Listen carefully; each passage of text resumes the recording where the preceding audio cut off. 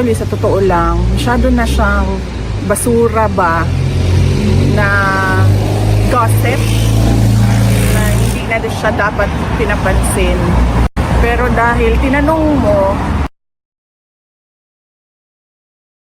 para sa Pilipino, walang fake news, walang sinasanto, laban sa korap, laban sa abuso, para sa katotohanan, Pinoy Insight, boses ng Pilipino.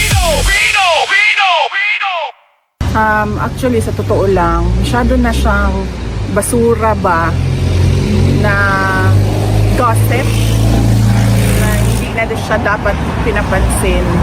Pero dahil tinanong mo, sagutin ko na lang, never in the history sa aking trabaho ako nagtapon ng laptop sa isang colleague or sa isang empleyado or sa isang abogado. Dahil unang-una, wala naman atang, pag nagtapon ka ng laptop or nagtapon ka ng cellphone, wala siyang benefit sa iyo, and syempre wala siyang benefit sa tatamaan ng laptop or cellphone. Pangalawa, hindi ako gumagamit ng laptop kasi hindi ako marunong gumamit ng computer.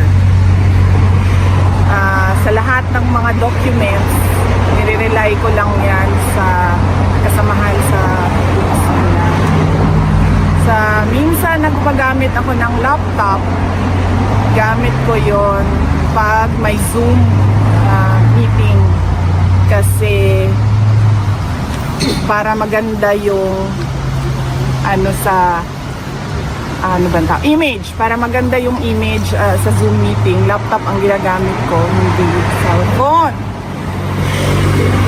Sunod ay yung laptop ko, personal ko siya na laptop, binili ko siya, mahal siya, and hindi ko siya itatapon basta-basta kasi nasisira siya at magastos bumili ng bagong laptop.